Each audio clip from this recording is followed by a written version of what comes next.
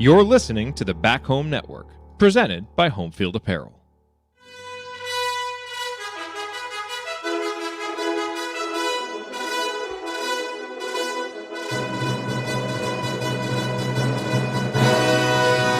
And welcome, Hoosier fans, to this week's edition of Assembly Call Radio, where each week we discuss the most important topics in the world of Indiana basketball. This is our 313th edition of Assembly Call Radio, and it is our 971st episode overall of the Assembly Call, recorded on the evening of October 19th, 2023. I am your host, Jared Morris. And let's begin this edition of the Assembly Call how we begin every edition of the Assembly Call, and that is with our Hoosier Proud banner moment. And Indiana is the national champion. When it comes down, Indiana will be champion. Smart takes the shot. The Hoosiers have won the national championship.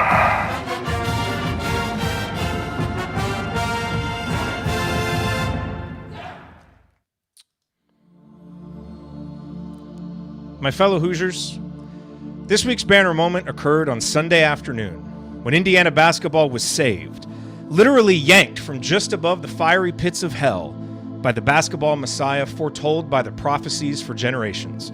Indeed, this savior, blessed by each of the 5 stars of the heavens and divinely imbued with the body, soul, logically consistent wrist flick of basketball Jesus himself, revealed to the world that his mission here on earth, at least for the next 6 months or so anyway, is to return Indiana basketball to its promised stature, above and beyond even the so-called blue bloods of today. Indeed, my fellow Hoosiers, I'm here to testify that this one commitment has changed college basketball as we know it. We're now in the era of the Crimson Blood, and there is but one program that all others will bow down to, respect unfailingly, and never look directly in the eye. Please, let us now lower our heads in thanks that Liam, the Messiah, McNeely, has been sent to save our earthly basketball souls, one swish, one steal, and one pantomimed phone call at a time. All right, obviously just having a little fun here, but I swear that's what some people hear when you dare to mention that even a twinge of enthusiasm that a 5-star recruit is committing. And to be clear, the joke there was not about religion. It's about those people who just love their straw man arguments that equate any excitement about a recruit with that person believing the kid is somehow going to save the program, which is, of course, ludicrous, and everybody knows it. Come on, it's the off season. There are no games to break down, no secret scrimmage nuggets or practice videos to discuss. So all we've really got to talk about right now is recruiting. In any way you want to look at it, it was pretty darn cool to see 5-star Montverde senior Liam McNeely, who comes from generations of college hoops players, announce that he's taking the next step in his basketball career at IU. It's a commitment that guarantees absolutely nothing, just like all recruiting commitments before it. But it's still notable because history suggests that the more players with McNeely's recruiting profile that you convince to come to your school, the better your odds of winning, again, like Indiana used to win. But just to be clear, for the pedants and Pollyannas alike, there are no messiahs in basketball. There are no saviors. Heck, if you can just get a Zeller once in a generation, you feel pretty good. There is, however, a lot to like about McNeely's game. Meanwhile, there are some fair questions to ponder regarding his college and potentially pro ceiling. Yet even with those questions, there remain many reasons to think he has a good chance of being a prominent rotation player, even as a freshman. So if the goal is to eventually hang banners again, McNeely has the kind of pedigree that has historically helped. That makes his commitment a notable one. Now, hopefully some friends join him, everyone buys into the team concept, and Indiana basketball keeps moving forward toward what we all can agree is the ultimate goal. All right, now let me introduce my co-host this week. Andy is not here yet. Hopefully he'll be making an appearance later. He's at Hannah's soccer tournament. She is dressing varsity. Not sure if she's going to play, but Andy just texted, said the game is in double overtime. So we wish Hannah well. Hopefully they win, but that may mean that we don't get to see Andy tonight, so we will just have to wait and see. But here with me, he is a longtime high school basketball coach in the state of Indiana, the founder of Delphi Bracketology, and a man who knows how to celebrate a victory in his rival's home gym. Shavito! That's right, ladies and gentlemen. It's the coach, Brian Tonsoni. He remembers the days when a movie cost $1. Heaven help you if you ever decide to pop drop your collar. Play hard, but remember, fake hustle is a crime. He's the coach and it's Tonsoni time. Coach, it's Tonsoni time. What's on your mind? It's good news. You know, if you're going to look at Liam McNeely coming as not good news, then, you know, your attitude sucks. So anyway, sorry if that's anyone watching today, but it's a good news. You need talent in a basketball program, and when you get talent, you should celebrate it. And yes, we have to evaluate it fairly and correctly, and the true evaluation will not play out until Liam gets on the court and we see either success or failure, and then we will acknowledge both of those sides. We have a track record here on our show of doing that well. So it's good news, and we're likely to get some good news again tomorrow, or at least we hope so. I'm bringing the gear to school so I can jump in as soon as my day ends at 2:25 for an emergency podcast. Hoosier Hysteria is tomorrow, and the best thing about it, and I know my reputation is out there, and that hasn't wavered one bit, but for all those kids and of all ages, whether they're 7, 15, 22, Phil Samuels, 78, whatever they are, going into that building to see the players even go through some shooting drills and contests is something that is worthwhile. So big week for Indiana basketball. We're closer, a couple weeks out from the real thing tipping off. Just a good time. And this old guy's very, very positive and very, very happy to be talking Indiana basketball. Absolutely. Ladies and gentlemen, back here with us, back from his annual trip to Italy, where he spent time in the historic piazzas of Rome and Florence, putting out the vibe that he was more than willing to serve as a model for the next great sculpture of the human form. It's our favorite senior writer from the Big Lead, ladies and gentlemen. Analyzing players, finding every wrinkle. He hasn't ever hosted, never lifted a finger. He's got all the Well, let me quickly add just one thing about this. Dude just interrupted his own jingle. Welcome back, man. I mean, I guess we did see you during the Liam show, so it's not like You it's been did. that long. You did briefly. Yeah, I offered my body up for a they turned me down for some reason. I don't know. I've done their work loss. here, guys. I would like it to be appreciated. Yeah, I don't know what I've got this week. I've kind of been, I was in another country, kind of tuned out of everything intentionally, and then I was like, oh yeah, Liam's committing today, and called in. So I mean, that's the big news. I think of the week was a big recruiting win, and it wasn't just the level of player you're getting; it's winning that type of recruitment, and we've harped on that, for years now. Is show that you can. I think more than anything, it's that you can develop the relationship and maintain it. And recruiting, a lot of recruiting is about relationships, and when it's these short-term things, you don't have the time to establish that kind of relationship. It's more about what can you do for me in a short period of time. This was a relationship that was built with an entire staff, and they went out and they got the guy they wanted. I think if Boogie Fland does wind up committing to Indiana, it'll be the same thing. It'll be all about that relationship that you've built. And quite frankly, you've seen a school up the road that is really good at building those relationships and wins that way, because they're not selling facilities. They're not selling anything. They're selling relationships and coaching ability. And that's what Indiana has to get to, that point where they can do that regularly. So a huge positive for Indiana this week, and hopefully some more good news to come over the next couple weeks. Yes. Let's hope so. All right, so this week we will go through some Hoosier headlines, obviously talk about recruiting and Hoosier Hysteria, two big events happening tomorrow. And then in segment 2, we're going to plant our flags. No more hemming and hawing. What do we feel confident about predicting heading into the season? And we got a bunch of good questions for the mailbag, so we will roll through as many of those as we can get to.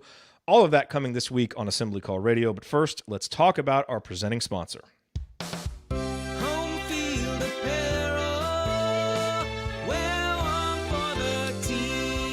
Yes, ladies and gentlemen, this edition of Assembly Call Radio, just like all shows on the Back Home Network, presented by our friends at Home Field Apparel, where they have the largest collection of vintage IU apparel that you will find anywhere. And I have to say, look, I love the T-shirts. The T-shirts are awesome.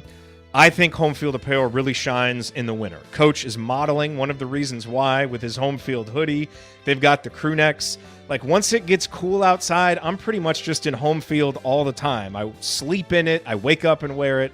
It's so comfortable. And there's so many different items with cool designs.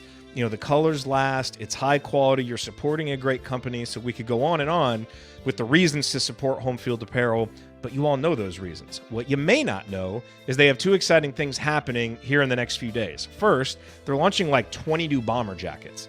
So you may have your IU bomber jacket, but there may be one being launched for a friend or family member that you want to keep an eye out for Christmas, so check that. And for homecoming weekend, they have a pop-up store in Bloomington at the Graduate Hotel. It opens at 2 o'clock on Friday, at 7 a.m. on Saturday, and get this, for the students who are listening. For the first hour the pop-up stores are open, you get 50% off with a valid student ID. So, Coach, I suggest you go forge a student ID right now. Get in there in the first hour. Save yourself 50%. You know, if you just put on like a wig and wear the right clothes, they'll never know that you're not actually a student. Show them your TikTok videos, maybe. But anyway, our friends at Home Field Apparel, go check them out. If you're not in Bloomington, check out the website homefieldapparel.com. The promo code is HOME23. To get 15% off your entire first order. That's promo code HOME23 for 15% off. Again, the website, homefieldapparel.com. Wear one for the team. All right, let's jump into Hoosier Headlines. Just a few housekeeping notes right off the bat. First, want to refer you to Doing the Work, hosted by Jeff Marlowe and Kathy Amos, our show about Terry Morin's juggernaut of a program, the women's basketball program, that can lose a Mount Rushmore player in Grace Berger and still be a preseason top 10 team next year. That is where we want the men's program to get to. Obviously, Jeff and Kathy have been doing a great job all offseason. And just a couple nights ago, they had Amanda Foster on, who talked about Maryland and Illinois, who will be two of Indiana's big, obviously, challengers in the Big Ten this year. And I will also refer you to the latest episode of Crimson Cast. Galen did a long Q&A, about an hour and 15 minutes, and he opened on the women's basketball team, and I thought really had some good thoughts on kind of what to expect from them this year. So if you want some women's basketball talk, and I assume you do, those are two great options to get it right now that should be in your podcast feeds. And then just to kind of tease some stuff, you know, we got a lot of work going on behind the scenes right now for stuff that we're either hoping to have ready by the time the season starts or soon thereafter. We've got a new podcast coming by some community members. We've got a new gathering point for the community that we're going to be inviting some people to, and possibly a shift in how we're delivering emails. So a lot of stuff happening. It is all to benefit you and make things better for you. So stay tuned for all of that. Okay, let's talk recruiting. Coach mentioned Boogie Fland, one of the three big targets for Indiana. Liam McNeely, obviously already in the bag with the commitment. Boogie Fland, and then Derek Queen, who I believe has a visit to Maryland this weekend and then hopes to make a decision sometime early in November. But the spotlight shines on Boogie Fland tomorrow. He has set his announcement date and time for 2 o'clock Eastern at Archbishop Stepinac, his school in New York. I do not have any information on whether that is streaming or if he's just going to post. Ryan or Coach, if you have seen anything, let me know, or if you have in the chat. I haven't seen anything about it. We'll obviously be keeping our eyes peeled to social media. It does seem like this one is more of an open-ended question heading into the decision than Liam's was. I think we all felt fairly confident Liam was going to go to IU. There's a lot of differing information out there depending on who you talk to right now about Boogie Fland. Either way, I will have StreamYard set up, and so if he commits to Indiana, we will go live and talk about it right afterwards. You know, and Ryan, I want to bring you in and get your thoughts on Boogie. Obviously, we'll do a full scouting report if he comes, but just a couple notes right off the bat. You know, there's kind of a wide range in his ranking right now. Rivals has him at number 10. 24/7 dropped him to number 33. Rob Cassidy, when he was on with Alex Bozich on Podcast on the Brink, said he thought that was probably because Boogie struggled, you know, during a 2 or 3 week stretch this summer, which he really equated to just some youthful mistakes. Got frustrated, I think showed some visible signs of frustration, and that maybe threw up a red flag for some people. As Rob said, he kept him ranked basically where he is. He dropped him a spot or two because of his overall track record, and thinking those kind of youthful indiscretions are the kinds of things that, you know, a guy gets past as he gets a little bit older, gets into a college program, that kind of thing. And then Adam Finkelstein of 24/7, here's his basic scouting report on him. He says, quote, Boogie Fland is a skilled shot-making guard. He's not only one of the best tough shot makers in the class, but he's long, young for his grade, and evolving as a handler. So as you look toward his announcement tomorrow, how are you approaching it from an IU perspective? Well, just to sort of give an idea to people who don't follow the rankings that closely but know the numbers, he's kind of a low-end 5-star, high-end 4-star based on the rankings. Now, some people have him as a solid 5-star, and then he's kind of a high-end 4-star at the lowest. So he's a very good player, kind of across the board. Look, with what's leaving after this season, you essentially have Gabe Cupps coming back as a ball possession guard. So you need somebody, whether it's going to be Boogie Fland or the transfer portal, you're going to need somebody. Now, Fland is different than, I think Jalen Hood-Schifino was a scorer a bit last year because he had to be, but I think in an ideal world, he's a table setter more than a scorer. I think he's a guy who would not be the top option if you had all your options available as a scorer. Boogie Fland is a scoring guard, and he's more of a combo guard than Jalen was. And Hood-Schifino, I think by necessity, had to score a lot more than we expected last year in some games, and also some games he just got on fire and kept going. But if Xavier Johnson had been healthy, his role as a scorer is probably downshifted a lot. So Boogie Fland is a different type of player. He's a guy who's going to score for you. He's got some length. He is a guy who can play some defense. He's athletic. And as they said, you watch his film, and I haven't done a huge deep dive yet, but I've been watching over the last couple of weeks as things pop up. And, he is a tough shot maker. And that's something that Indiana hasn't had in a long time. A lot of guys that Indiana's had, they got to step into their shots. They got to take it off one bounce or two bounce. It's not an off balance falling away kind of making shots team. It hasn't been for a while. And so I don't even know when the last time they had a guy like that was. Maybe Victor, as a tough shot maker, but even he had to typically step into longer shots. So, and he certainly wasn't that right away. No. That took him 3 years to become that, 2.5, 3 years. Devontae would do that, but not consistently. And I think, but it's that kind of thing where sometimes he would fire an off balance three and make it. And you'd be like, please don't ever take that shot again, but nice job.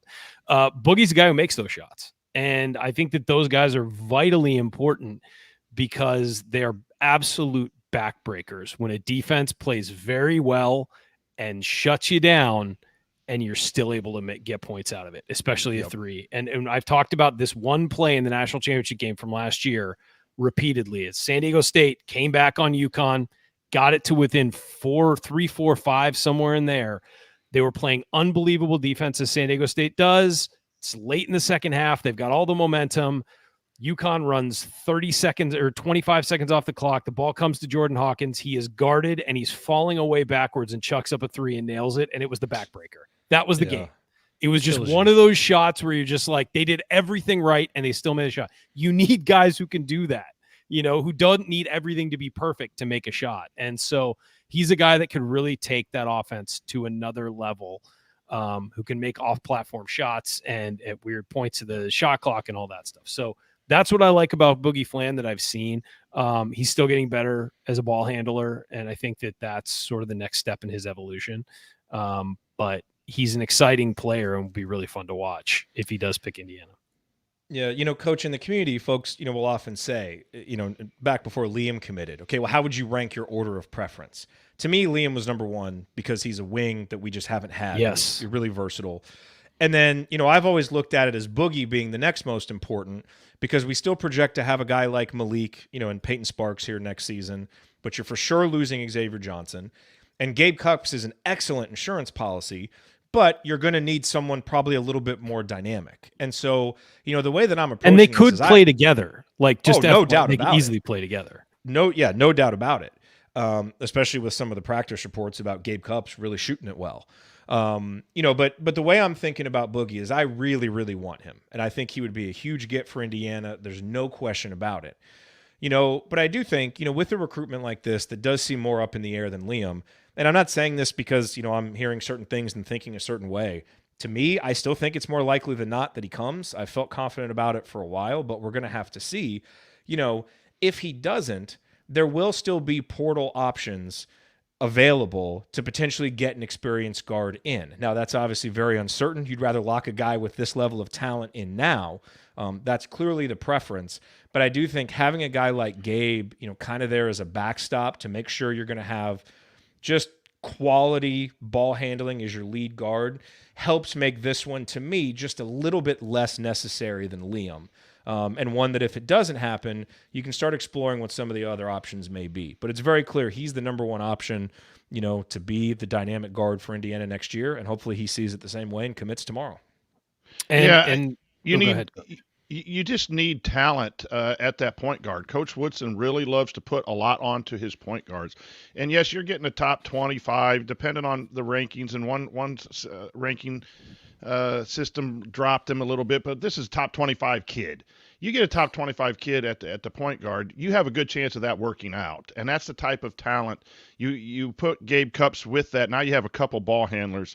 And my love of guards, you can just never, ever have enough. And with any recruitment, if they choose to go elsewhere, you just go to the next option, and it'll probably have to be the transfer portal. But it would be a huge get to get those two top 20 kids, if you say 10 and 13, whatever ranking you want to use for those, that is an infusion of high-end talent.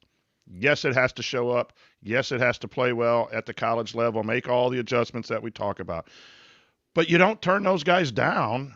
You don't say, hey, I want to get, 70s and 100s so I can be the coach who builds those guys into superstars and hope it works. You're getting a lot of these. So I'm excited about tomorrow. I feel confident. I think there's a chance with what X has done, his growth from Pittsburgh to IU, what Hood Schifino getting into the lottery. There is a track record that seems to be working with Coach Woodson that at least can compete head-to-head with, Calipari and Kentucky. So I feel pretty confident it would be a huge get for Indiana to start building the number of talented people on the roster. Yeah, real quick, I got to pop in for breaking news. Hannah's soccer game went to penalty kicks. So Andy's going to be even a little bit longer. Hopefully they win in penalty kicks. Good luck to Hannah. I'll be leaving when he hops in. We just keep missing each other. One thing about the portal I think is worth noting is that last year, for about a year, last year was projected to be the deepest, most talented portal ever. This year is not expected to be as loaded. There'll be a ton of players. There always are, and there's always surprises. But coaches talk, and there's kind of a projection of who could be in it. And I would guess they all knew it was going to be super talented, because I think that people must have known that Hunter Dickinson was probably going to get in. And then there were some other guys that were pretty high level players who got in.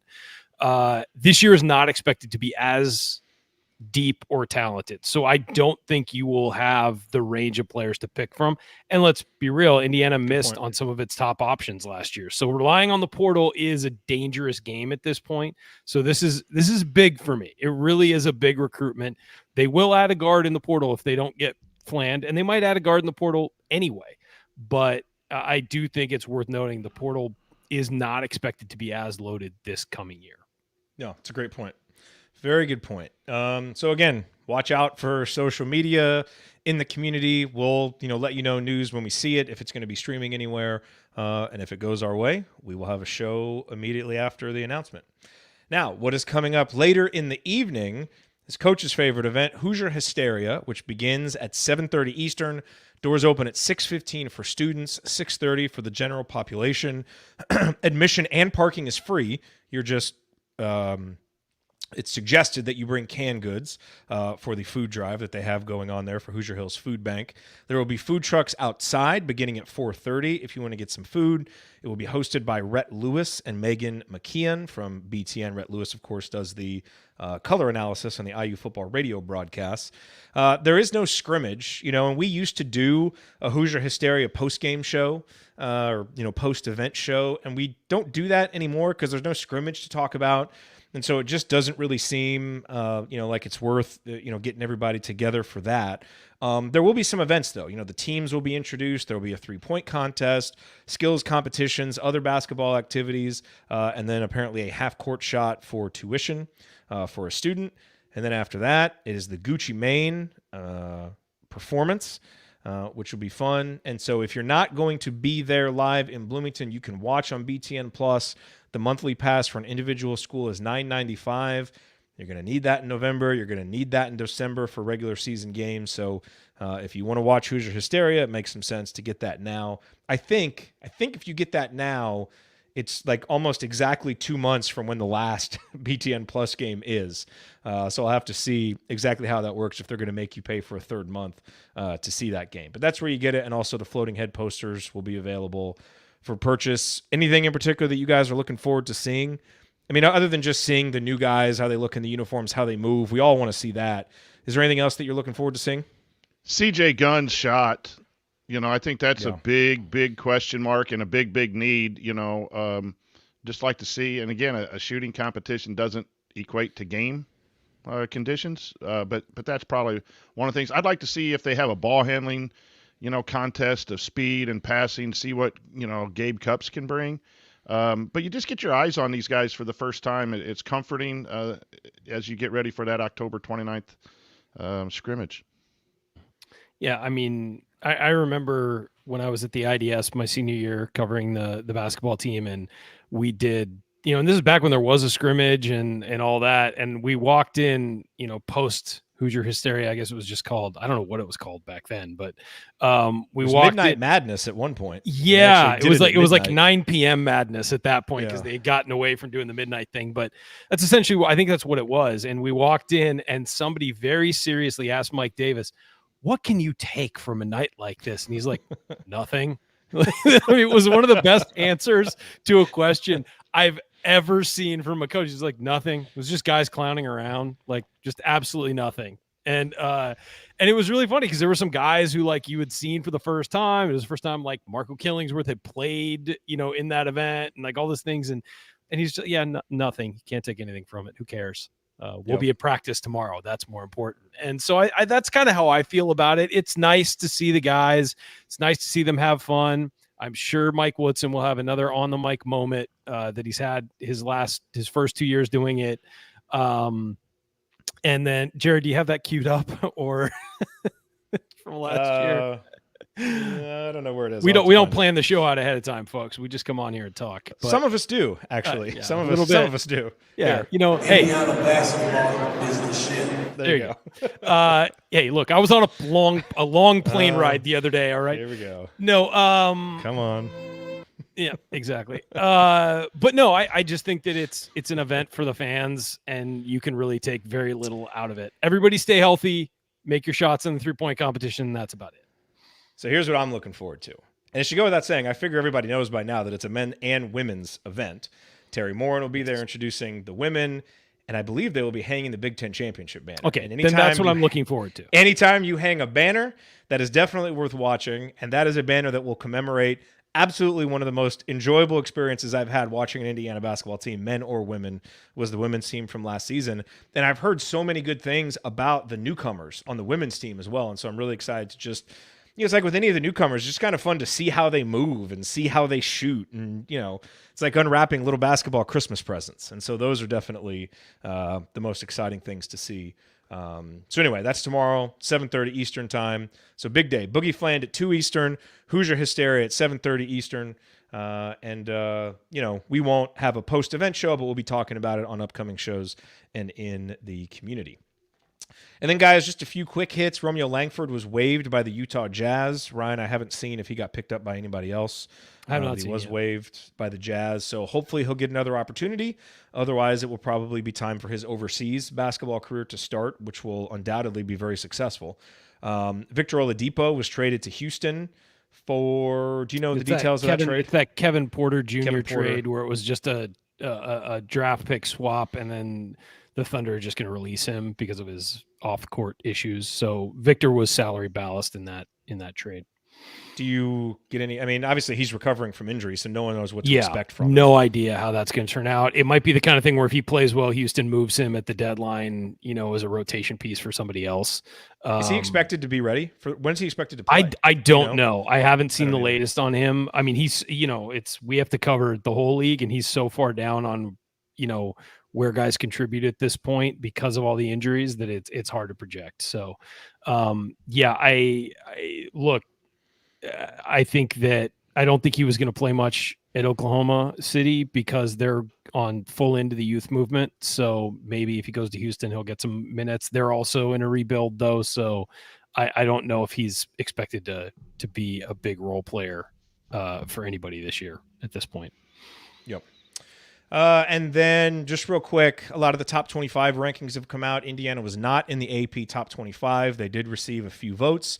And then the preseason KenPom projections came out and basically have set the floor for preseason expectations for Indiana with the Hoosiers at 49th. And so, Coach, correct me if I'm wrong, but I think most places, Torvik, Evan Mia, AP, you're seeing Indiana on average right between kind of 30 and 35-ish, somewhere around there.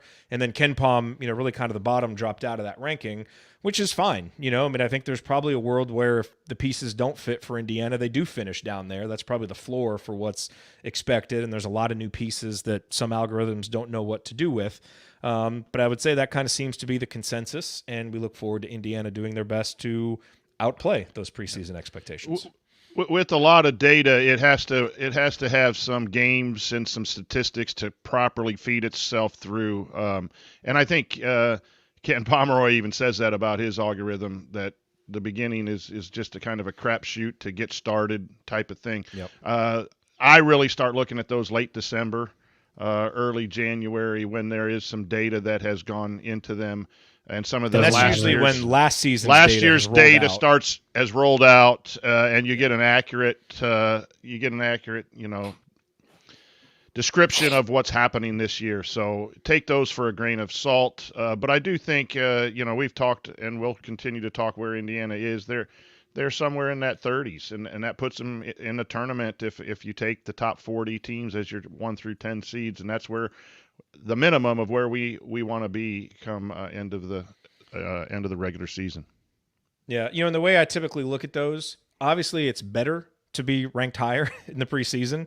That more teams that are higher, it increases your kind of odds of being good. But any individual ranking can always turn out to be bupkis. Last year Marquette I think was 80th preseason in KenPom, and they finished in the top 10. Connecticut I think was 25th, and they won it all. So having a lower ranking is not a death knell. But in future seasons, I think progress for this program will be, as I said earlier, getting the benefit of the doubt that the women are getting when you lose Grace Berger and you're still top 10 because you just trust that Terry Morin's going to put the pieces together. And frankly, Indiana's just been a very up and down program for a decade. And so I understand why the preseason rankings sometimes, tend to reflect that 3. I mean, yeah. So anyway, that is Hoosier Headlines. Let's move on now here on Assembly Call Radio, because it is time, as I said earlier, to stop hemming and hawing with our preseason predictions. It is time to plant flags. What do we actually feel confident in predicting? We'll all get our chance to state our flag plants next. Stick with us here on the Assembly Call.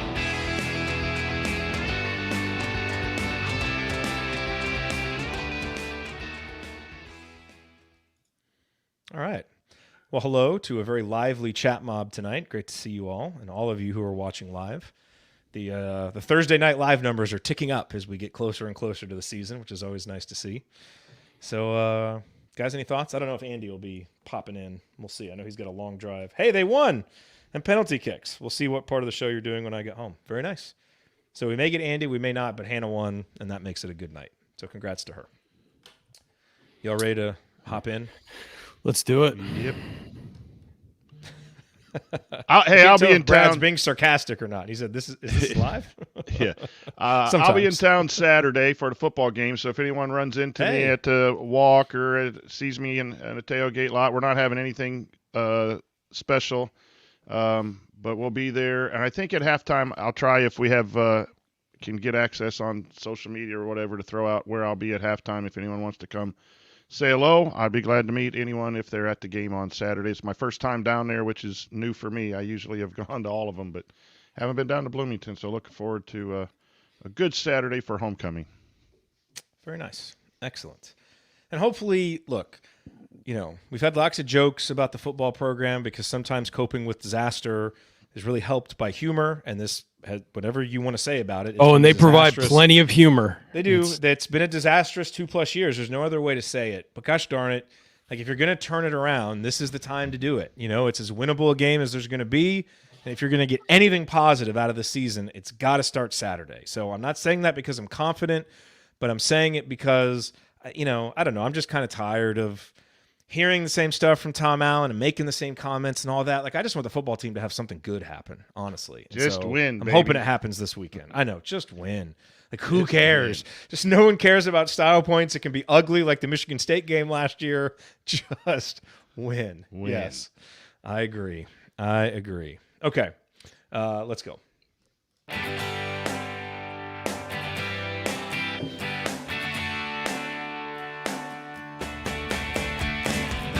Hi, this is Lily King.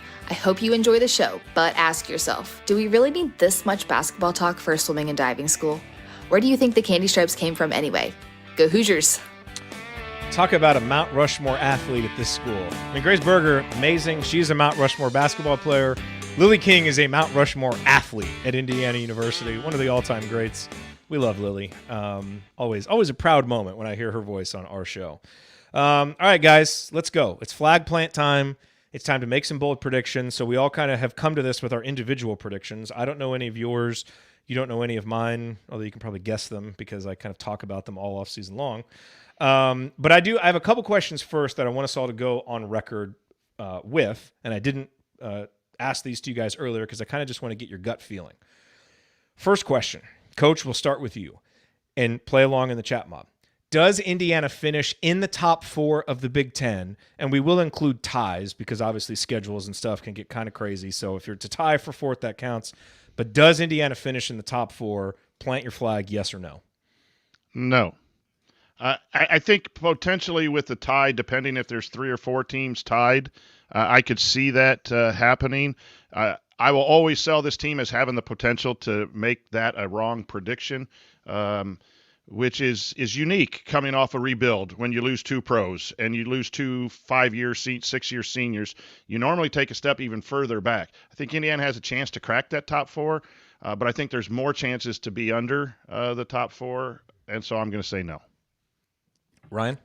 I'm saying no as well. I think with this Indiana team, I think there's so much talent and everything, but I really think they'd have to thread a needle to be in the top end. There are like 9 things in a row that all have to go right for that to happen. And that just doesn't seem to happen in college basketball. I think you could get 6 of those things to go right, but that puts you in the top half of the Big Ten, but not in the top 4. I don't think so. Yeah. I mean, it's a hard one. You know, my gut instinct, you know, has been to say no, really just to kind of be safe, because that's probably the most likely outcome given the logjam in the middle.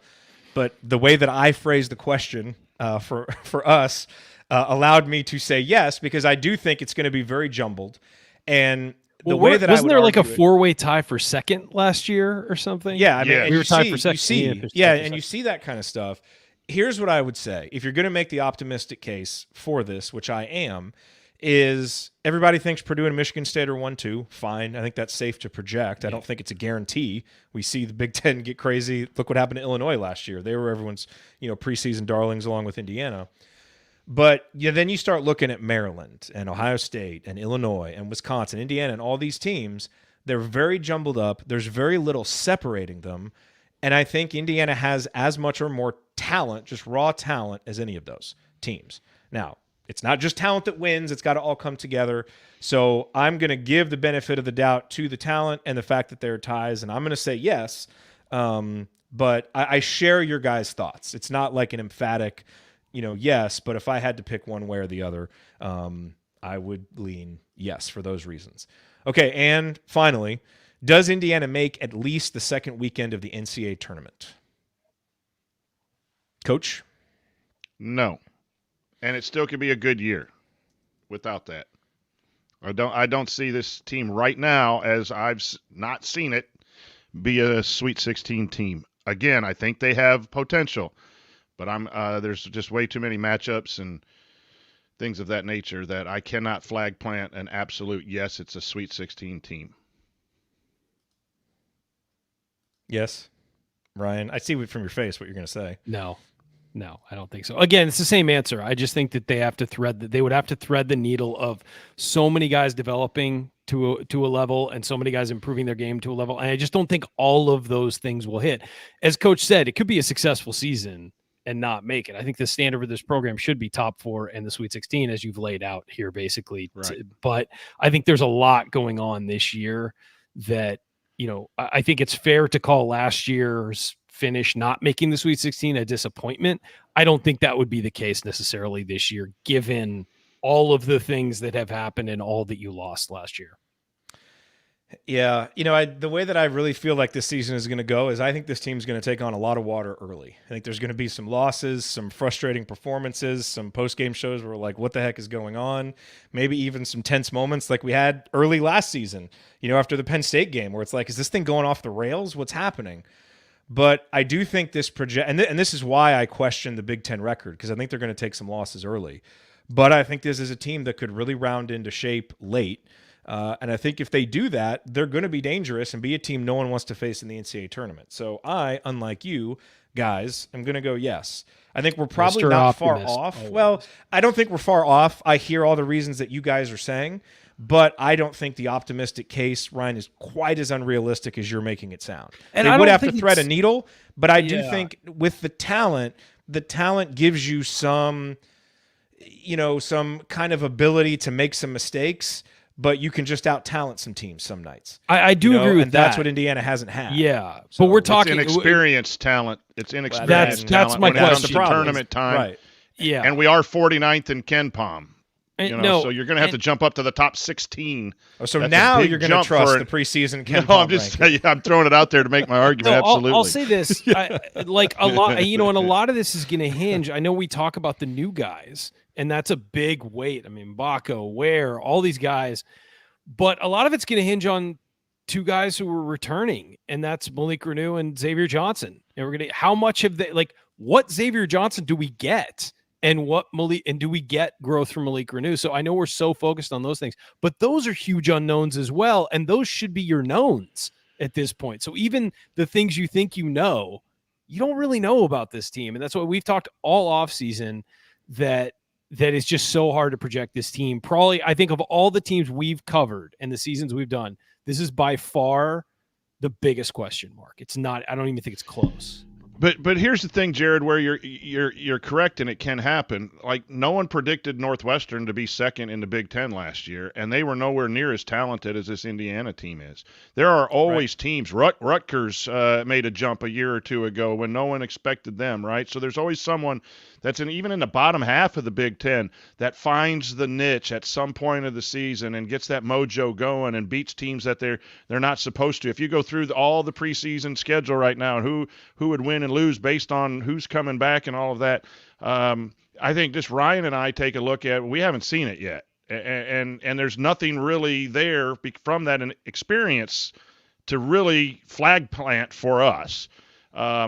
But it's not an empty program. It's a rebuild with a lot of talent, which you don't see a lot, especially with programs trying to get back somewhere.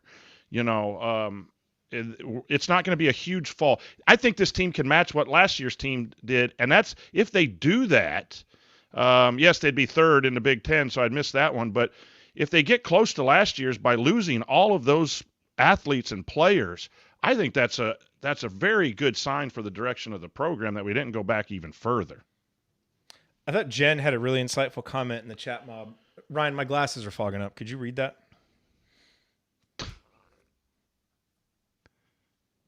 Jared is a true IU fan, is what it says. Just leave me hanging. No, hey, look, there's a wide range of outcomes for this team. It would be Jen ridiculous. has several comments in there, so as she tends to do, we love her for it. But Jen I didn't know always which one has you a were lot of referring to. comments in there. It's like I had to go like a full page up of Jen comments to see that one. Look, it would be ridiculous if we all came on here and said yes and all came on here and said no. I think the fact that we both argued the different points is very indicative of the ceiling and floor for this season. Yes.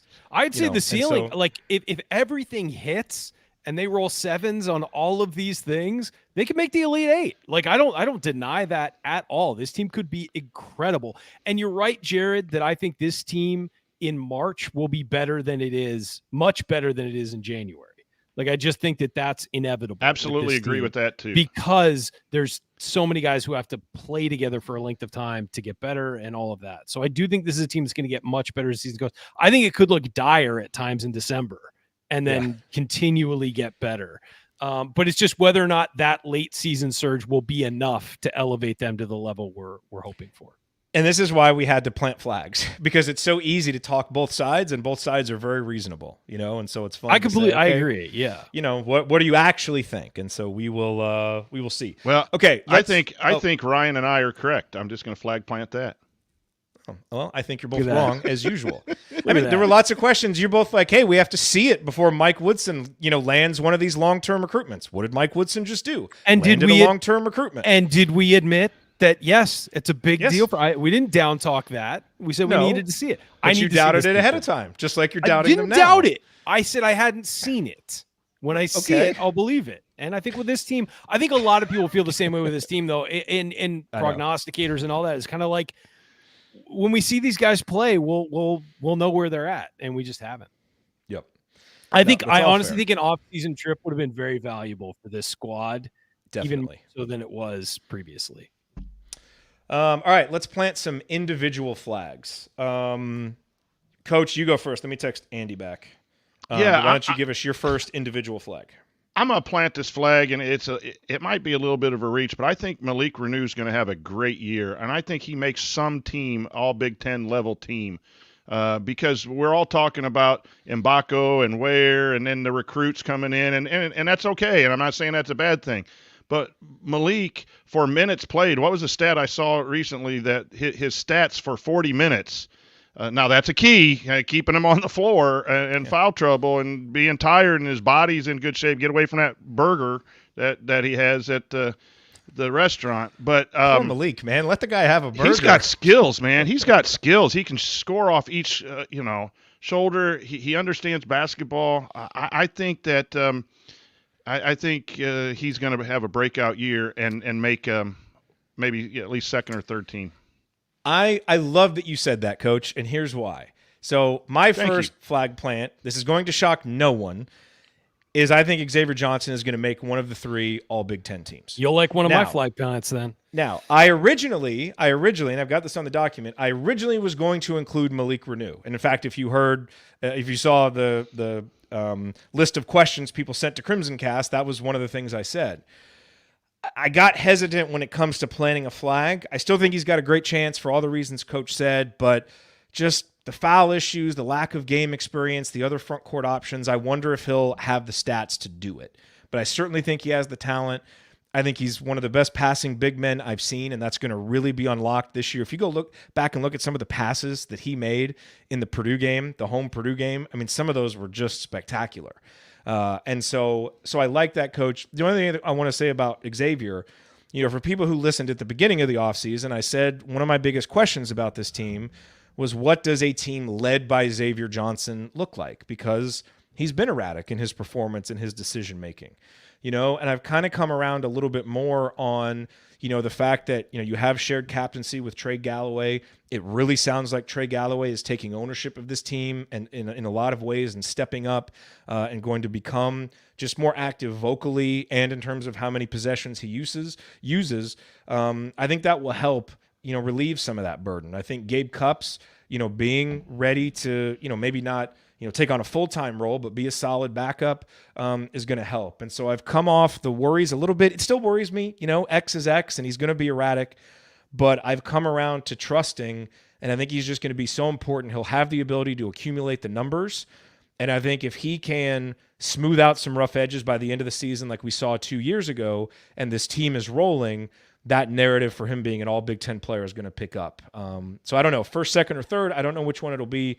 But X is my flag plant. Couldn't quite get there with Malik, but Coach, I'm so happy that you did, because I think it's a very worthy opinion. Let's go to Ryan next. What is your first player flag plant, Ryan? I've got X leading the team in scoring, and Malik is second. Okay. Nice. I think that makes a lot of sense. Okay. A lot of Ladies people and projecting. Oh, go ahead. End of comment. I'm just going to flag plant and shock the world. I'm not talking about it. Ryan decides to just cut it off. Doesn't Boogie's need any coming explanation. Tomorrow. Get your lottery tickets because this is does not something. need an explanation. And your brand is brevity, so I mean, everybody loves me for that. Yeah. All right, ladies and gentlemen, joining us from fresh off of a double overtime penalty kick victory for Hannah's team. It's awesome. Yeah, she to be fair, she got to dress with varsity. She did not play, but we didn't want to miss it if she did get in. And then it started pouring. She's on the team. We're excited. Started pouring it multiple times during the game, so it was a good time to be there. Cold, but oh well. Glad they won.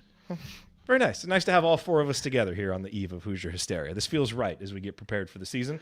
We're only missing Gucci Mane, and then Did he not make it tonight? Did he not? I sent him the StreamYard invite, and he had other plans. So probably traveling. Just I know. Flaky. I know. All right, Andy, you're first. Oh, wait, Andy, let's get you on record first with the team-based questions that I asked. Oh, okay. The first question was, does Indiana finish in the top 4 in the Big Ten, and that can include a tie for 4th? Ryan and Coach both said no. I said yes. I will say yes. Another true IU fan. With great confidence. Yeah. I think the tie might come into play, but okay. And does Indiana make at least the second weekend of the NCAA tournament? I'm going to say no on that one. Split. A split on those two questions. Yeah. Split ticket voting there from Andy Bottoms. It's interesting. I think if I was going to split them, I would go the other way. I agree. We won't be good enough early in the Big Ten to have the record to finish 4th, but we'll finish strong and be good in the tournament. I almost went that way with my picks, but a lot of different ways to argue it. Okay. Andy, your first player flag plant. I'm going to go with Trey Galloway. So I sent this over to you earlier. I think he leads the team in offensive rating, which he was 3rd last year behind Trace and Miller Kopp. And that he manages to maintain a 3-point shooting percentage over 40%, which everyone has pretty much said last year was a fluke. He's not going to be able to do that. Whatever. So, I think it'll be high, Andy. I don't know if it'll be 40, but I agree with you. It'll be a good. Just everything you hear, he's like one of the guys that continues to come up in the off season. So, loudly. And I think for as many times, I'm really just trying to, curry favor with Coach Marlowe, obviously, but but no, I think there's been so many times, and I think I was one of these a year ago where it was. It's so easy. It's been easy in the past to kind of talk yourself out of him having a role on different teams. And like through 2 years, Mike Woodson clearly values what he can do. And Mike Woodson would say it in those exact words that I just used. Mike Woodson values what he brings to the ball club. Well, again, Andy, I just think Trey brings a lot to our ball club. Yeah. Yeah, exactly. So, yeah. So I'm going to, so leading in offensive rating, not going to lead in scoring, that kind of stuff. I got that'll be in the next one that I have, but I'll go with Trey for that one. Okay. And it should be said, and Ryan, we're going to let you do your other ones so you can get out of here for Thursday Night Football. We joke about Coach Marlowe's love for Trey Galloway. But last year when we came on here and did our list of the most indispensable players ahead of the season, a lot of us had Trey Galloway 7th, 8th, 9th. Coach Marlowe had him 3rd. And we were all like, what are you talking about? We love Trey, but that's crazy. Time has proven Coach Marlowe very right on the importance of Trey Galloway. So we joke about it, but Coach Marlowe had faith in him, and Trey continues to elevate his game. And based on everything you hear, there's another elevation coming. So I'm here for it. Ryan, give us yours before you have to bounce. So I had, and this may not seem like, the first part of this may not seem that bold. I have Xavier Johnson and Trey Galloway leading the team in minutes, but I've got Mackenzie Mbako 3rd, not one of the post players. So wow, okay. I think Renew's foul issues will take him out of games, which means you'll get a lot more Peyton Sparks, maybe some Khalil Ware at center. I think that's my thinking there. And then my last one is that Khalil Ware will shoot better than 33% from 3. Ooh, I think okay. we're going to see a good 3-point shooting season there. Well, if Khalil's shooting 33 and Trey's over 40, and we've got some. I mean, he'll be 1 for 3 on the season, but it's better than it's 33%. No, he's gonna take a couple of games. He will take him, and I think he'll be a much better 3-point shooter. I don't know if he's going to live up to the lofty expectations, and he may have to do another year. But I think that he's going to shoot the ball really well. I saw some off-season videos of him working out, and it looks a lot smoother than it did beforehand. So I think he's going to be a good shooter. Do you have any final thoughts on this or anything else before you bounce? Hopefully we get some good news tomorrow, and I hope everybody who's going to Hoosier Hysteria has fun. And don't try and take anything away from it. I will reiterate that again. It's just for fun. So yeah, I feel bad that I have to leave when the rest of the gang is all here, but got to go, guys. Are you free tomorrow? If we yeah, I'm gonna. So I have an appointment at 12:15 my time, but the announcement is at 11. So I'm gonna sneak on if the announcement goes our way. So. Okay, so not like a life-threatening appointment, not. No. It's like flu shot that I set up like a month ago. Oh, okay. But yeah. Okay, good. So very good. All right, thank you, Ryan. Enjoy Later, guys. Thursday Night Football. Check out Ryan's work on the Big See you, League, Ryan. as always. Okay, let's get to our other ones. So I will do one because it kind of dovetails with what Ryan was saying. My flag plant is that CJ Gunn, who last season was, I believe, 2 of 24 from three-point range, my flag plant is that CJ is going to shoot 33% or better this season and make at least 40 threes. So he's not just going to come in and on low volume improve that percentage. I think he's going to have decent volume. And just to put that in perspective, last season, Trey shot 46% on 30 makes. Tamar Bates shot 37% on 37 makes. So I almost went higher with the percentage, but, given the 8% from last season, I figured it was okay. It was still a pretty big jump to say 33%. And you can go back and listen to some of the old shows from the preseason when I did the super deep dive on players who played the number of minutes CJ did last year and took that many three-pointers who shot that poorly. Every single player who actually came back and played college basketball the next season leapt up into the 30s, or almost everyone. So there's a strong historical precedent for this. I think, everything that we've heard, and again, off-season reports, you tend to hear the good stuff. So, we offer that caveat. But I believe in CJ's shot, and I just don't think he was nearly that bad. And I think he'll be much better this year. So up to 33% for CJ. Boy, if all these flag plants happen, we're going to be a pretty good team. Coach, have you done your second one yet? You haven't, have you? No. And I think Trey Galloway is going to have a hard time not being voted Mr. Hustle every game. So I'm going over double digits, and I'm going to vote for him every week to help my flag plant come true. So you could just mark me down whether I'm on the show or not. Trey Galloway Coach, for Mr. Trey Hustle. didn't play tonight. Well, he hustled on the bench. He hustled on the bench. He was getting there, clapping, all that stuff. Absolutely. No, and that's not a serious flag plant, but it is. Kudos out to Coach Marlowe. He sent me $10 in Venmo to make sure we talked about Trey Galloway tonight. I think he's just going to be the everything. If you need a drive, if you need a stop, if you need a rebound, if you need a dive on the loose floor, and I think he will lift other guys up by how hard he plays. And that's it's hard to find stats for that. Yes, that dreaded deflections and steals and all of those kinds of things. But, man, he just has a presence about him, a confidence, a swagger about him that you need from veteran players. So, and he's had a healthy offseason. Yeah, and so I'll go to the one that's actually statistic. I think Indiana's going to win 22 or more games. I think they're going to win a game or two in the Big Ten tournament because of what we're talking about. They're going to be better at the end of the year, and then some combination of 9 and 12 or something.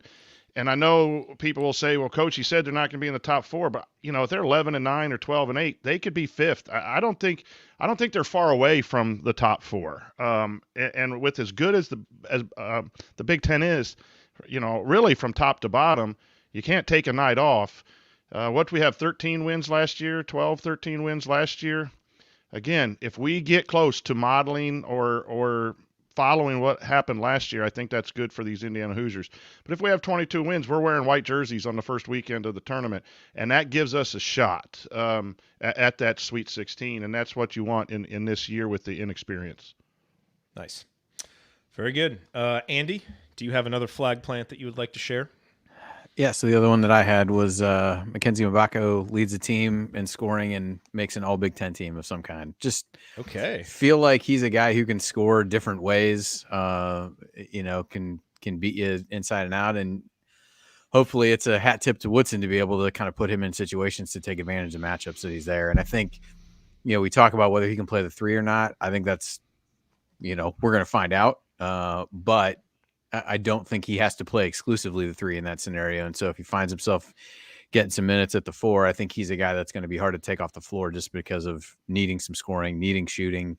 And so if they do kind of flex from a lineup perspective and do something different than during stretches of the game than we might expect right now, he figures to still be out there and, kind of easy to make lineup combinations with him in there. And I think the versatility gives him a chance to score. I do think in general, this team is going to have a lot of guys who score relatively well. I don't think anybody's going to run away with how many points they score, that, one guy's going to be at 18 a game and then the next closest guy is at 12. I think you're going to have a lot in the 10 to 14 range. It feels like, where it may not be a wide margin that somebody leads it, but I think you're going to have, seems like you got some balance where guys are going to have their nights here and there, but maybe not one guy is going to dominate in the way that we kind of seen with Trace the last couple of years. Yeah. And it's so tough to project freshmen, because you don't know exactly, how they're going to adapt to college basketball and how ready they are. And it could be a thing where he struggles early and then really comes on late, and maybe he's the leading scorer in February and March, but wasn't early, so he doesn't end up that way. But that's the role that he takes on. And you don't know. And I had a hard time going through this with the new guys that we haven't seen. And right. I think that's probably natural, that it's just harder to know what to project. So as I'm thinking, where am I going to plant my flag? It was easier to do it with some of the knowns. Although I will now contradict that exact statement, because my next flag plant is about a guy that we haven't seen, not at Indiana, but we have seen him in college basketball. And Coach, I wasn't sure. Basically, I feel really strongly that Peyton Sparks is going to be a really important player on this team.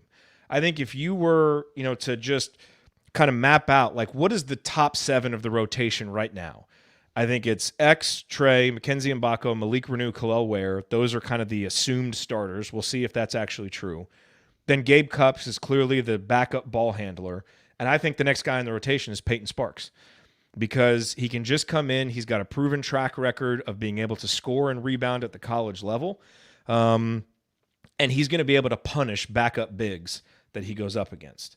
So again, I didn't know exactly how to phrase or frame this flag plant, so here's what I come up with.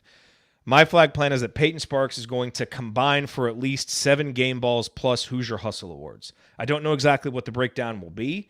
I do think he's going to have impact on winning to get a couple game balls, but I think 7 total. And to put that in context, last year Miller Kopp had 7 combined, Race Thompson had 7 combined, Trey Galloway had 7 combined, Jordan Geronimo had 4. So kind of right in there with a role player who's not a star, but pops up, a few games a season when you really need a shot in the arm, but comes and gives that energy. And I think his energy is going to be really noticeable.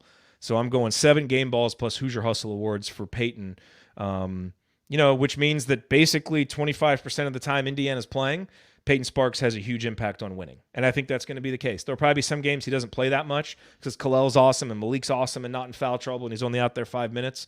But I think there are other games he'll play 20, 22 minutes and be awesome.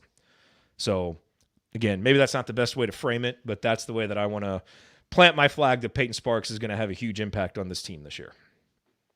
Yeah, I see that a little differently. I hope you're right. If that's right, then we have some really serious depth. I just think he's more situational for Edey to go in than a regular rotation piece. I kind of would think that Walker fits that mode a little bit. You can slip Ware down to the 5, bring Walker in to play some 4.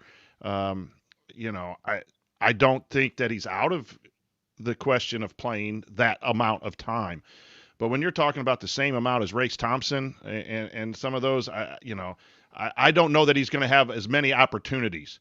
Do I think he's capable of doing that and brings that that energy to the team? I agree with everything that you said. I just don't know that he's going to get those minutes that would then allow those level of awards. But I do think his minutes will be valuable. If it's 5 minutes here, 4 minutes here.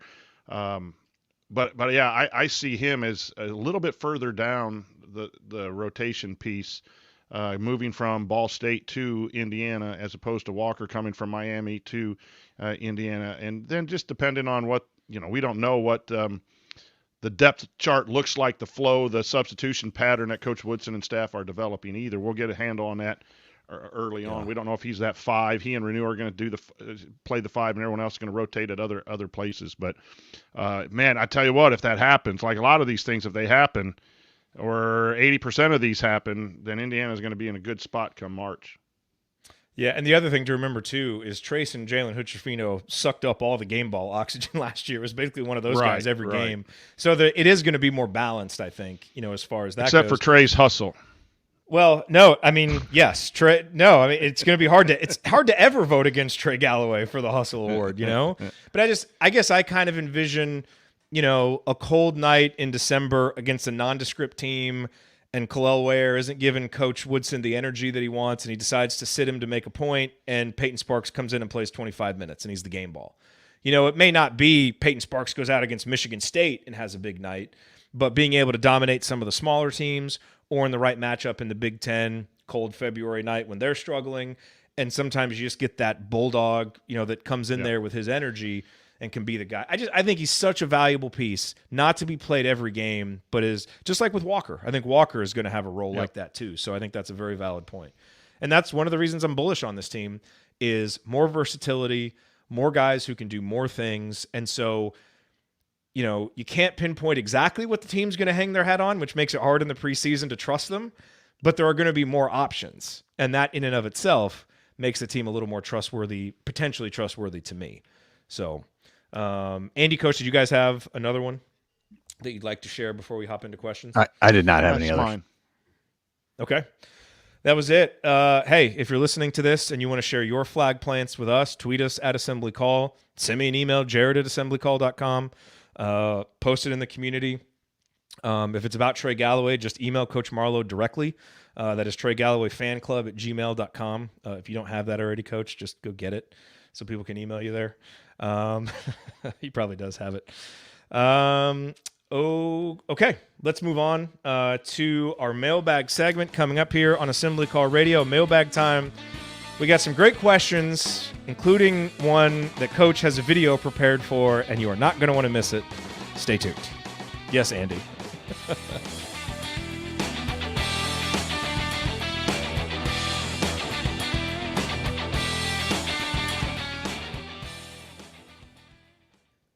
Andy was not here for the pre-show meeting. Ryan doesn't think anyone else prepares for the show. Andy just wasn't here to see the preparation. But there is preparation that happens. We promise. So, wow. What a time to be alive. I know. There was I don't know if you guys saw the tweet that was going around.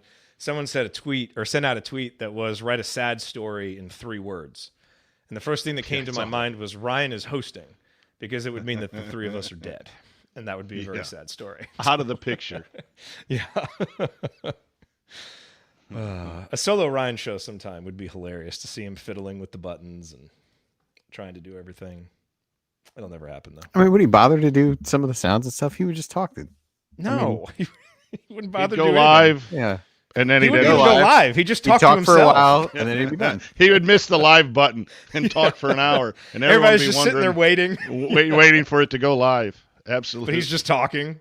Gets up 75 minutes later for a bowl of cereal, and there's no show. Podcast gold for 75 minutes. And then... That was tough. He would text someone. We'd be dead. He'd be texting our widows or something.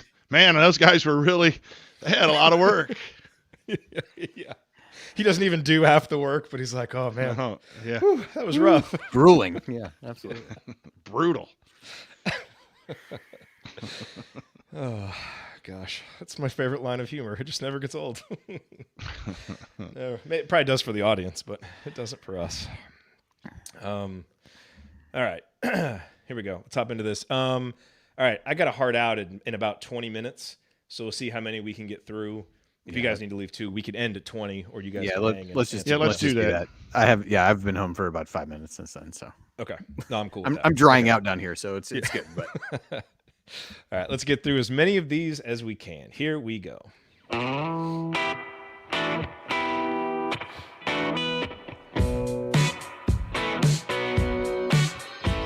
This is Ethan Happ, and I never listened to the Assembly Call.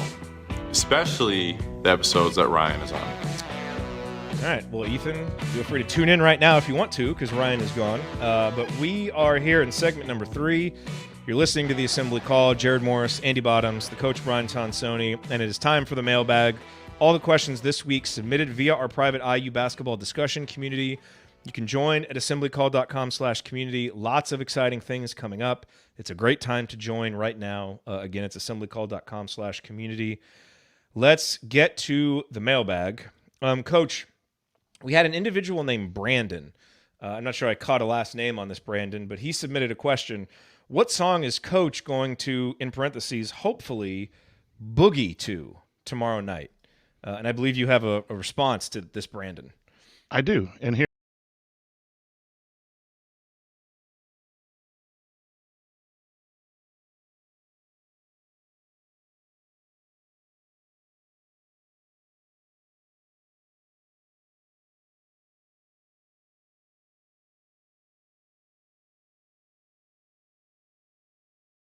Oh, Russell. Absolutely. That's what I'm boogieing to tomorrow.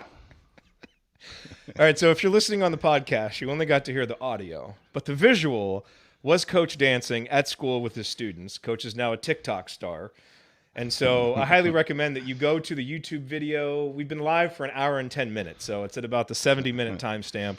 Go watch Coach boogie on TikTok. So, Brandon, there's great. your answer. I thought he was finally releasing the tapes of the Schifino. I thought that was what we were going to see. So still are not for everyone. Okay. Those tapes are staying private. Not forever. ready for public consumption. The second Warren Commission has to get their hands on that. Yeah. Those are never being declassified. No. What a night. What a night that was. Okay. Thank you, Brandon. Let's see. Phil says Liam Lynchpin McNeely. So Liam McNeely already getting many nicknames on the show tonight. He said Liam is in the fold. Boogie announcing the same day as Hoosier Hysteria seems positive.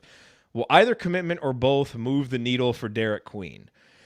You know, it can't hurt. Liam, obviously, and Derek Queen go back a long way. Liam McNeely's family is recruiting both Boogie and Derek Queen on Twitter, which is awesome to see. So certainly it's going to be helpful when you see one of your best friends trust Indiana enough to commit. Certainly seems like they would enjoy playing together.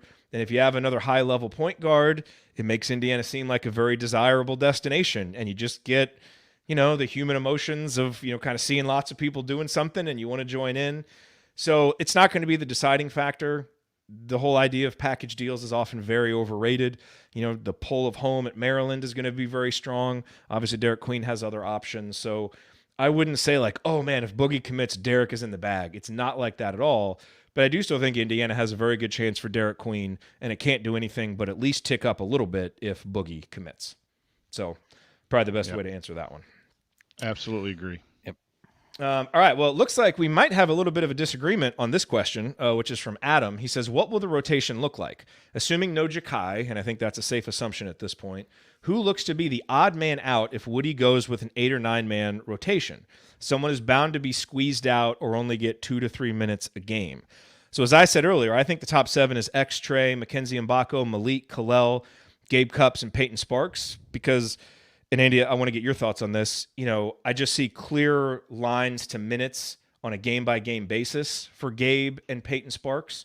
And then probable are Caleb Banks and CJ Gunn. They're going to play, so it doesn't mean that they're not going to have minutes. You know, but I think they would kind of be the 8 or 9 guys that some night could play 20, you know, some nights could play less. And if you wanted to bump Peyton Sparks down into that group, I probably wouldn't argue too hard with you. And then I put Anthony Walker as kind of occasional because to me, I think Banks will probably get the benefit of the doubt at least early on just because he's been in the system. Although Anthony has more experience, so you kind of go either way with that. You know, and then obviously Anthony Leal projects to be more of a, you know, kind of a rare entrant into the game. So, you know, it seems like it could be quite fungible as you kind of go through the season and change a lot. That's kind of how I looked at it. Andy, how do you see it? Yeah, pretty similar, really. I think I think it ultimately, well, maybe it doesn't, but for me, it kind of boiled down to, you know, if you're going to get, you know, of the 3 of Gunn, Banks, and Walker, who's kind of the next closest to that, you know, top 7 that you had? Because I would tend to agree with your top 7. I think coach may view it a little bit differently, where Sparks and Walker might be more interchangeable or matchup based or whatever. And so I would kind of give Gunn the edge over, of that trio to be the one that's next closest, just because you're going to hope he shoots it better. Don't have a ton of guard depth. If you want to go small, that feels like your option there. So that's kind of where I would go. And I would probably do the same as you, give Banks a slight edge over Walker to start with, just from having been in the system. But I could see, maybe those guys being a little bit more, matchup based, and they don't play the same position exactly, but could see things kind of working out between the two of them. So I would say those two are the ones that are kind of in limbo, I guess, the most limbo of the 10 guys that you think are, kind of most likely to play, with leaving Leo kind of in the spot that you had him. Coach, anything else to add? No, I it depends on how the rotation is going to be. If Sparks is the backup to Renew, then he's going to play more towards the minutes that you guys are talking about. If there is going to be a rotation where Ware gets some of those backup minutes, and it's Renew and Ware and then Sparks, that's when I would see a less of a role for Sparks, unless it's matchup based. Like if you're going against Edie, Ware's probably, or I would say Sparks is probably better against Edie and Dangja from Illinois than maybe moving that down there. That's when I think he's going to get his minutes. And the other thing is, I think CJ Gunn is 6th, 7th man. I think, now again, if he hasn't progressed, then yes, he's going to be 8th or 9th man. But I think athletically, when you have Banks and Gunn and Walker, that is more where I think Woodson wants to go with length.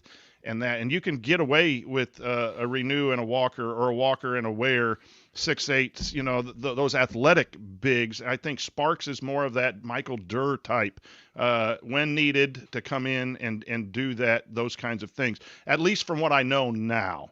I wouldn't be surprised if he's the full-time backup 5 to a Renew. That would lead more to where you guys are. I don't think that's out of question, but I just see it differently. And that's partly because I just like more athletic, even 5 men and 4 men on the floor. I want to see Indiana eventually get to that. And Sparks is a definite low post player, not even a rim runner, not an alley-oop guy. He is going to just post up, dunker spot, and then guard a post up 5. That's where I'm coming from, but I can see it end up going either way. To be clear, you said you just like that, not you dislike it. It sounded a little bit like you said you dislike. Yes, I like the smaller, athletic. Yeah. I would even go with Gunn at the 3, and again, not necessarily saying this is the starting lineup, but if you had guys, Galloway at the 2 and Gunn at the 3 and Mbako at the 4 and a 5, that kind of 6'8", 4 wings out there that can dribble, drive, and that's ultimately, I think, the rosters that win in college basketball. That's FAU, that was UConn last year, and we have to have the roster we have right now, and it's big centric because that's who we have. But ultimately, I think college basketball is better when you have more wings. And I know Bob Thompson's laughing at me right now, but yeah, I can see him being a big rotation piece if he's going to be, Malik gets in foul trouble, 2 fouls in 16 minutes, and it's going to be Sparks playing 12 minutes in that first half. If that's his role, yes, you guys are going to be more correct on that. I just think they twist to keep some of their athletes out there more. And he's more 5 to 10 minute max type player. But the difficulty in answering this question, it's not for lack of options. It's because it feels like right now in the preseason that there are a lot of options. We'll see which of those options pan out, once the season starts. Okay, Andy, let's answer a question in about 2 minutes that probably requires a full episode to answer. But that's what we have to do here sometimes in this mailbag segment. So Brian wants to know how we think about the job that Scott Dolson is doing overall with the athletic department. Obviously women's basketball is rolling. Men's soccer is just the machine that it always is, swimming, diving. But there are other sports like volleyball that have really stepped it up. Men's basketball, kind of the flagship sport for the university, is in, it feels like, as good of a spot as it's been in a while. But football, obviously the most important sport, in any athletic department, is really struggling. And so, I guess the way that I would answer a question about the job Scott Dolson has done is a lot of sports are doing well. Indiana's NIL infrastructure, by all accounts, is strong, especially for men's basketball, for women's basketball, which is very important. I think he deserves credit for that because he's overseen that. I thought Galen did a really good job on his latest episode of Crimson Cast of going back to when Tom Allen's extension happened, and a lot of us agreed with it, and it was very defensible at the time. Maybe not the buyout. That certainly was questioned at the time and could be questioned now, although there are wild buyouts all over the country. So it's important to go back and remember what we were thinking at the time. Now it's not working out now, and so I think Scott Dolson has done a good job. That decision hasn't worked out, unfortunately, and it's created a huge problem right now that he's going to have to fix. And so I think the future of Scott Dolson's, tenure obviously depends on men's basketball, fulfilling the potential that we've seen, but obviously him getting football back to a competitive level, whether it's with Tom Allen or not. But I think there are a lot of reasons to be pleased with what Scott Dolson has done, but he has a very, very, very important challenge ahead of him right now with football. An immediate one, I think. Yeah, I would echo what you said about the way that Galen broke that down. I thought he did a really good job, which is probably not a surprise to anyone. But yeah, at the time, given the momentum that he had, I just think back to so many times. I think back to that Wisconsin game, guys walking off the field. How in the hell did we get from that to where things are today? I am not totally sure that I can quite fathom. But yeah, I think if you look at really, to me, the only, maybe not the only, but certainly the biggest blemish right now is what's going on with the football program that seems to have no direction whatsoever. Swapping out coordinators for the sake of saying you did something, when really, and then listening to the complete lack of accountability from a guy who preaches accountability is wearing pretty thin on me. But I think you do have to look at the other sports. The volleyball thing is huge. They've really turned that program around. Even the women's soccer program has shown, improvement. So there's lots of different places, even that, baseball has still been solid. Coach can speak to that even better than I can. And so, I think where you were able to, look past some things in the football program when the basketball program wasn't doing well in the Archie Miller era, now the basketball program is doing better. Football can't hide behind, we're not as important as basketball, even though that's still true from a, fan interest standpoint. From a revenue standpoint, there's maybe an argument to be made other places, but I think that's really where you look at, and Galen talked about this as well. What you're going to start to see is that the gate money at football is going to start to become a glaring issue. These other sports doing well is great for the university, great for the athletic department, great for all those things, but most of those don't help you get to where you need to be from a budget standpoint. And I think that's really where, the football issues become, like a huge, red flag everywhere. And, I think the qualms that people have, and maybe even at the time, it'd be interesting to look back and see, was not with the extension. I don't think you saw a lot of people say this should not be the extension, but I think the buyout number was not really befitting the kind of football program that IU has been traditionally. And now that's come home to roost as the worst case scenario has unfolded.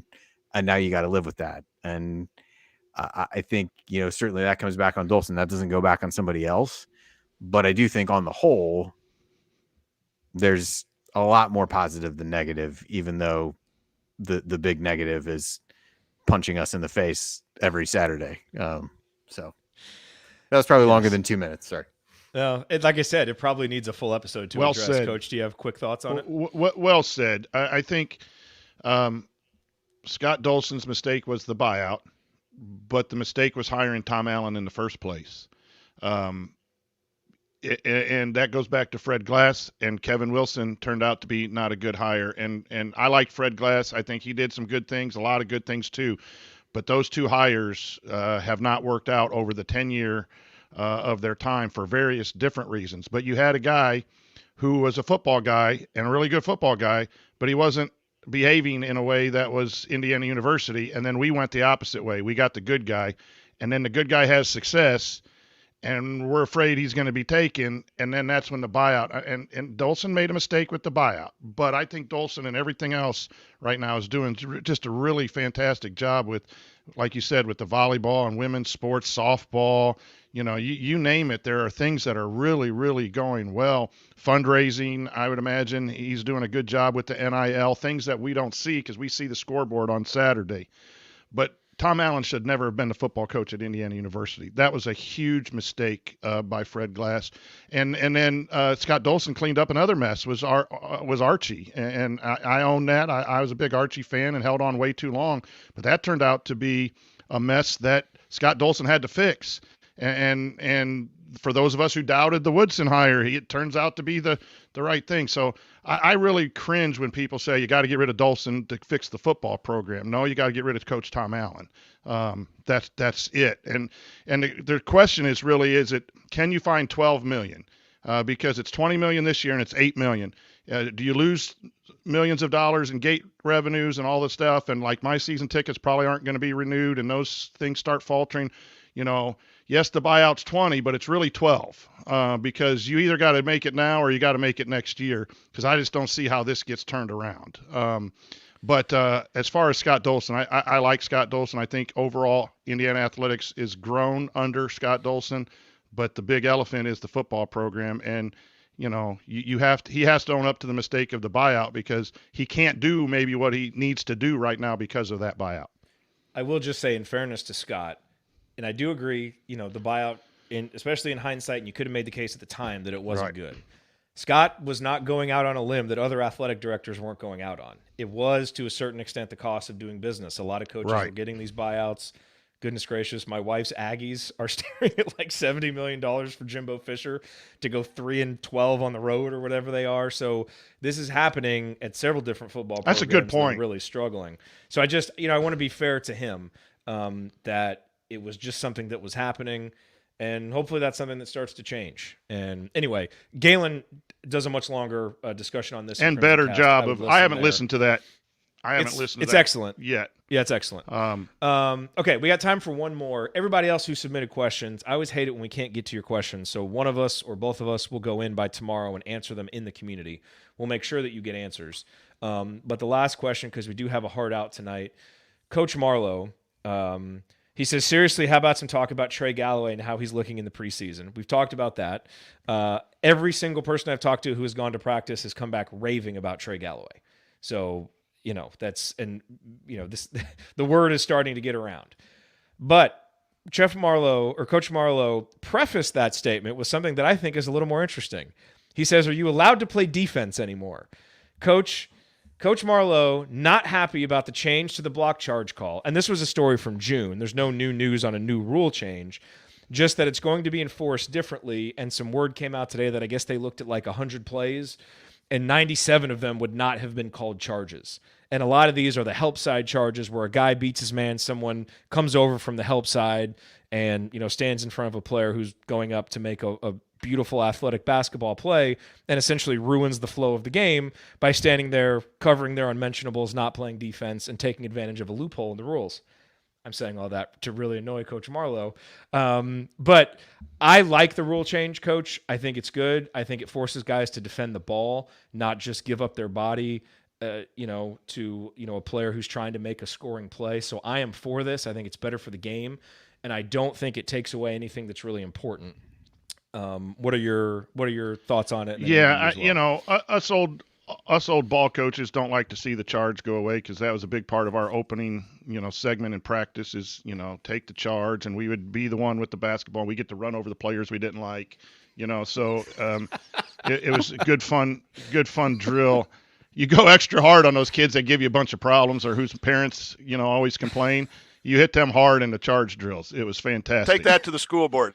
Absolutely. But I just think the athletic game is above the rim and in the air a lot more. And the danger to athletes, both the person taking the charge and the person in the air, when you slide over from help and you don't get in that, you get in that circle was a good change, but you undercut. And then I do think that it was miscalled a lot. I think officials love to make that little punch and put the hand back here. And I think the default was when things should have been blocks, a lot of things were called charges. So all of that has changed this old guy. I was there with Coach Marlowe for a long, long time, and I appreciate where he's coming from. But now, keep the ball in front of you. If you're off the ball, go after the ball and block the shot. It's an above-the-rim game at the college level, and Coach Marlowe and I are high school guys too, so it's a little different in high school. We're not so much above the rim. But I'm talking from a college perspective and a pro perspective that I just think it needs to go because I think it was miscalled and misapplied and too dangerous. Yeah, I mean, I don't have anything too much to add other than if they looked at those and said 97 of them shouldn't have been, how many do we think are actually not going to get called that way this year? Because it ain't going to be 97. So as Coach said, too much fun for these guys to want to, make that call and do whatever. But I do think even incremental improvement there is a positive. Not really sure what Wisconsin's going to do, but I guess they'll have to figure it out. And you can go from there. But I don't. I'll be interested to see how much it really happens and happens consistently as you go, because we've all heard, insert this year's point of emphasis here.